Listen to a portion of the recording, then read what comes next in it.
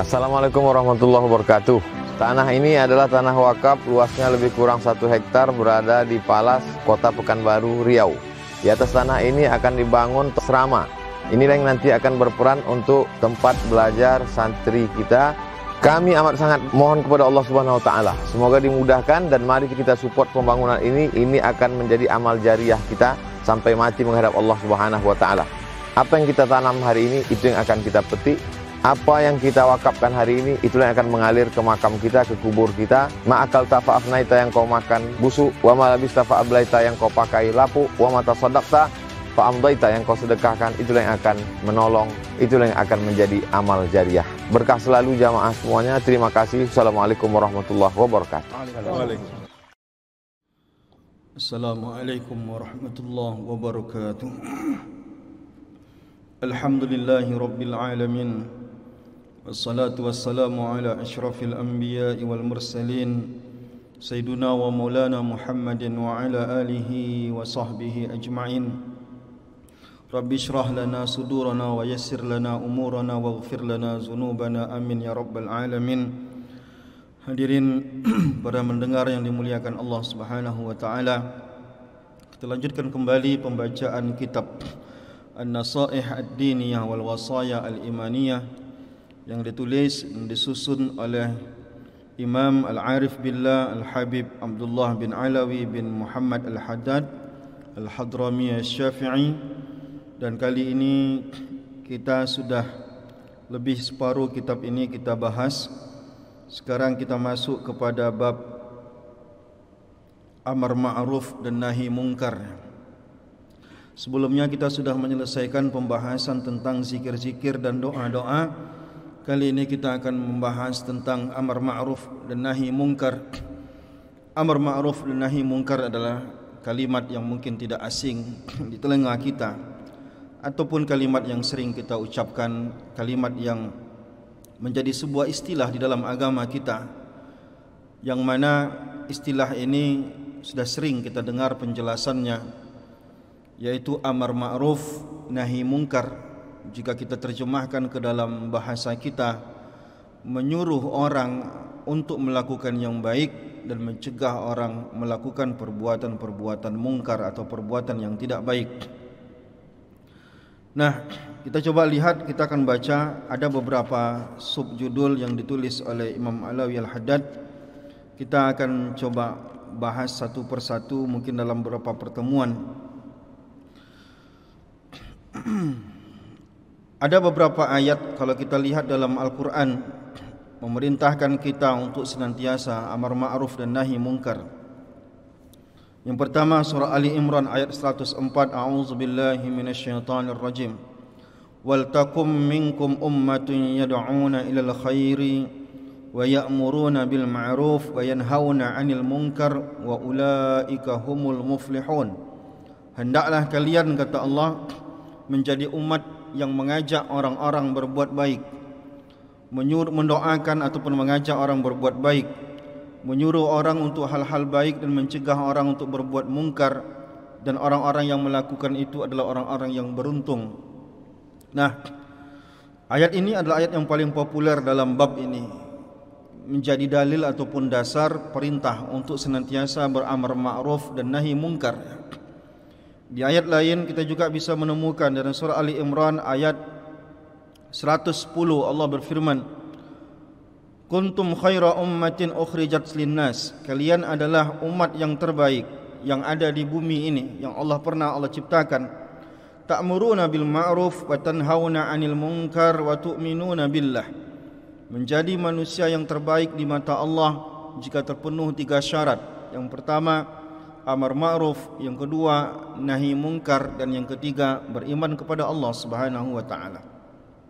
Amar ma'ruf mengajak orang berbuat baik, nahi mungkar adalah mencegah orang berbuat kemungkaran dan beriman kepada Allah Subhanahu wa taala. Di ayat lain kita juga bisa menemukan dalam surat Taubah ayat 71, Allah berfirman, wal mu'minuna wal mu'minat ba'duhum awliya'u ba'din ya'muruna bil ma'ruf wa yanhauna 'anil munkar.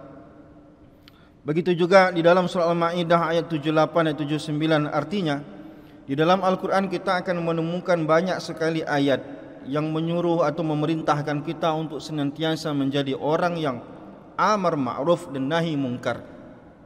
Artinya begini ya, amar ma'ruf dan nahi mungkar ini sebagian ulama mengatakan hukumnya adalah fardu kifayah. Makna fardu kifayah artinya adalah bahwa setiap orang harus ada yang mewakili orang lain untuk mencegah orang berbuat buruk dan menyuruh orang-orang berbuat baik.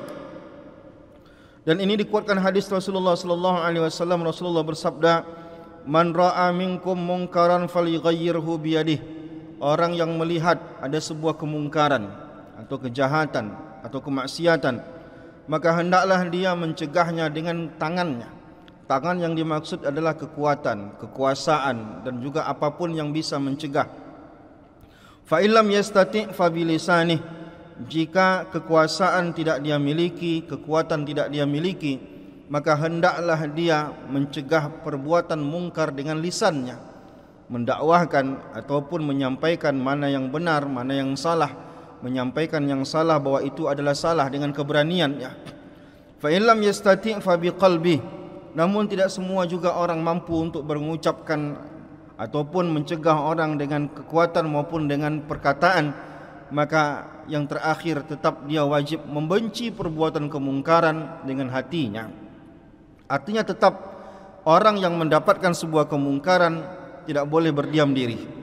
Apakah dia cegah orang berbuat kemungkaran dengan kekuatan dan kekuasaannya, apakah dia seorang aparat, apakah dia seorang RT, RW, lurah, atau dia sebagai kepala suku, atau dia yang orang dihormati, dia gunakan alat-alat itu untuk mencegah kemungkaran, dan itu hukumnya fardu, artinya hukumnya wajib.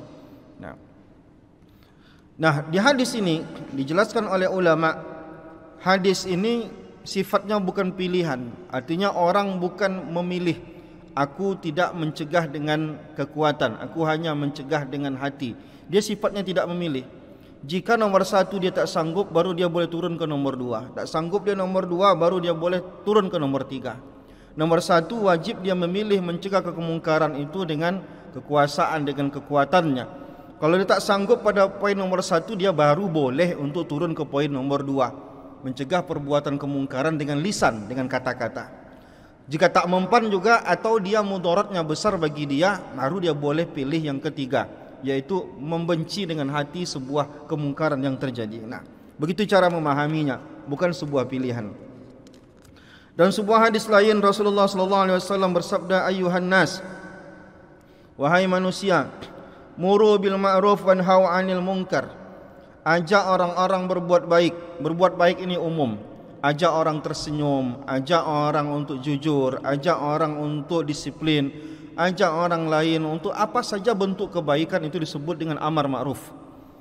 Amar ma'ruf itu bukan sekedar mengajak orang solat, tidak terbatas pada itu saja. Amar ma'ruf itu segala hal baik, yang itu baik nanti ada dalilnya ataupun tidak ya. Baik misalkan bagaimana cara lewat depan orang tua maka menundukkan badan, itu juga disebut dengan ma'ruf gitu ya. Jadi tradisi-tradisi yang baik itu disebut dengan ma'ruf. Kata Rasulullah, ajaklah orang berbuat ma'ruf dan larang orang berbuat mungkar, sekecil apapun kemungkarannya. Apakah ngomongnya tidak sopan dan segala macam. Qabla an tad'u fala yustajabu lakum. Kalau itu tidak dilakukan, orang tidak amar ma'ruf dan nahi mungkar, maka doa-doanya tidak dikabulkan. Wa qabla an tastaghfiru fala yughfar lakum. Maka kalau seandainya dia minta ampun kepada Allah, tidak Allah ampunkan jika itu tidak terpenuhi. Innal amra bil ma'ruf wan nahya 'anil munkar la yadfa'u rizqan. Ini yang paling penting bagi kita. Amar ma'ruf dan nahi munkar ini berbeda dengan dakwah biasa. Kalau kita ceramah seperti ini, itu berdakwah biasa lebih aman. Amar ma'ruf dan nahi munkar karena ada aksi, biasanya di situ ada resiko. Resiko orang lain marah, resiko orang lain tidak suka dan segala macam. Lalu kata Allah, la yadfa'u rizqan. Orang amar dan ma'ruf itu tidak akan mengurangi rezekinya.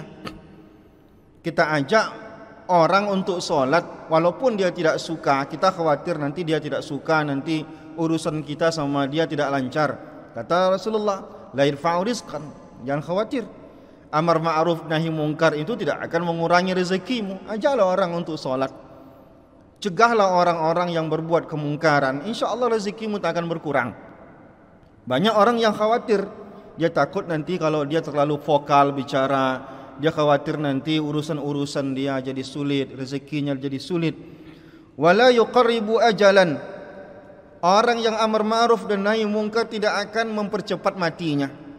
Kita takut mengajak orang berbuat baik, takut juga melarang-larang orang berbuat kejahatan. Kita khawatir nyawa kita tidak aman. Kata Allah, kata Rasulullah, jangan khawatir. Amar ma'ruf dan nahi mungkar tidak akan mempercepat ajalmu. Wa innal ahbar minal yahud war ruhban minan nasara, pemuka-pemuka agama Yahudi, pemuka-pemuka agama Nasrani, lamma tarakul amra bil ma'ruf wan nahya 'anil munkar la'anahumullahu 'ala lisani anbiya'ihim summa ummu bil bala'.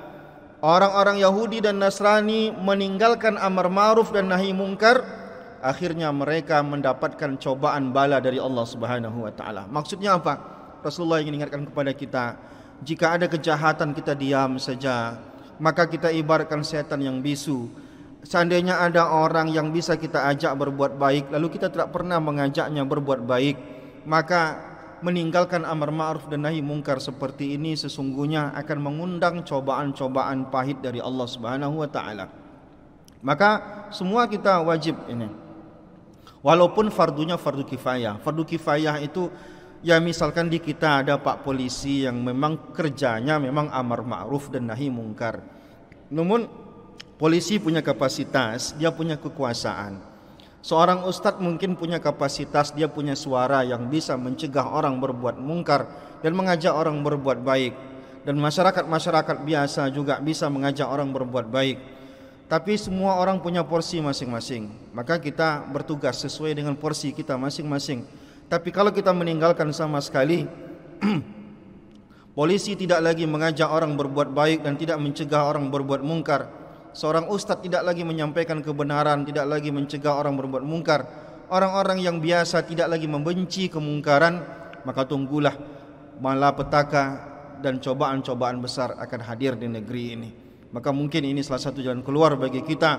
Ingin keluar dari kesulitan-kesulitan yang bersifat sosial, maka semua kita mesti care dengan kebaikan-kebaikan, mengajak kebaikan-kebaikan dan mencegah orang, mengajak orang meninggalkan hal-hal buruk. Wallahu a'lam bishawab. Kita sambung pembahasan ini pada pertemuan berikutnya. Assalamualaikum warahmatullahi wabarakatuh.